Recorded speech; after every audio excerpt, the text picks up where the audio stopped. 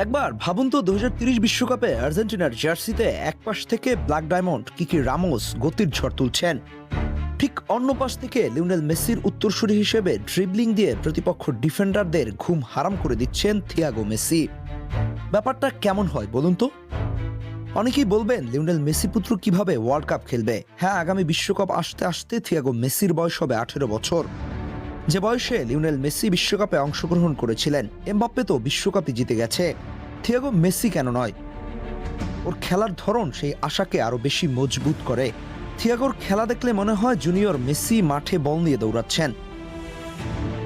বলতে পারেন বাপকা বেটা, বিশ্বসেরা ফুটবলারের ছেলে বলে কথা। ফুটবলটা তো আসলে ডিএনএতেই আছে।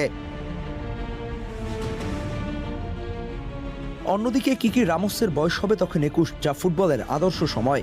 এই ব্ল্যাক ডায়মন্ড ইতিমধ্যেই আর্জেন্টিনা অনূর্ধ্ব 17 হয়ে 11টা ম্যাচও খেলে ফেলেছেন। বড় বড় ক্লাবগুলো ওর জন্য চাতক পাখির মতো অপেক্ষা করছে, সুতরাং স্বপ্ন দেখতে নাই মানা।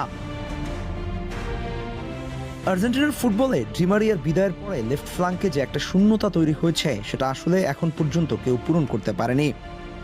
থিয়াগো আলমাদা কিছুটা আশা দেখালেও ওই অর্থে ওই জায়গাটা আসলে কেউই পূরণ করতে পারেনি।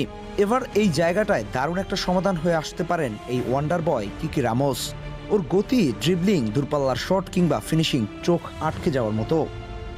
ছেলেটাকে অনেক ফুটবল বিশেষজ্ঞরাই ডিমারিয়ার উত্তরসূরি মনে করছেন, একই সঙ্গে পরবর্তী আর্জেন্টিনার হাল ধরার নায়কও মনে করছেন। তবে সবকিছু বোঝা যাবে কিছুদিন পরেই, কেননা ধারাবাহিকতা ধরে রাখাই সবচেয়ে ইম্পর্ট্যান্ট। অপরদিকে লিওনেল মেসিও জানিয়ে দিয়েছেন এটাই তার শেষ বিশ্বকাপ। সেই হিসেবে তিনি আর আর্জেন্টিনার জার্সিতে পরের বিশ্বকাপে অংশগ্রহণ করছেন না। তাই তো তার পরবর্তী প্রজন্মের কেউ একজন আসলে মন্দ কি? আর সেই উত্তরাধিকার সূত্রেই এই মুহূর্তে তার বড় ছেলেই বেশি যোগ্য। কেননা এই মুহূর্তে মাঠের ফুটবলে অনবদ্য থিয়াগো মেসি খেলছেন মায়ামির বয়সভিত্তিক দলে। স্বপ্ন দেখতে তো কোনো বাধা নেই। এক সময় যেমন 18 বছরের এক কিশোর লিওনেল মেসিকে দেখে খুব কম মানুষই ভেবেছিল তিনি ফুটবল ইতিহাস বদলে দেবেন,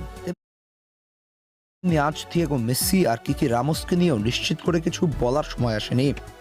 তবে প্রতিভা, পরিশ্রম আর ধারাবাহিকতা যদি ঠিক থাকে, তাহলে 2030 বিশ্বকাপে আর্জেন্টিনার জার্সিতে এই দুজনকেই একসঙ্গে দেখা অসম্ভব নয়। হয়তো একপাশে কিকি রামোস গতির ঝড়, অন্য পাশে থিয়াগো মেসির জাদুকরী ড্রিবলিং, আর সেই দৃশ্য দেখি নতুন করে স্বপ্ন দেখবে কোটি কোটি আর্জেন্টাইন সমর্থক। কে জানে, হয়তো এদের হাত ধরেই শুরু হবে আর্জেন্টিনা ফুটবলের আরেকটি স্বর্ণালী অধ্যায়।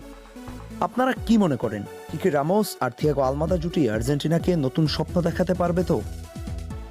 আহমেদ হাসনাইন খান, টিম স্পোর্টস।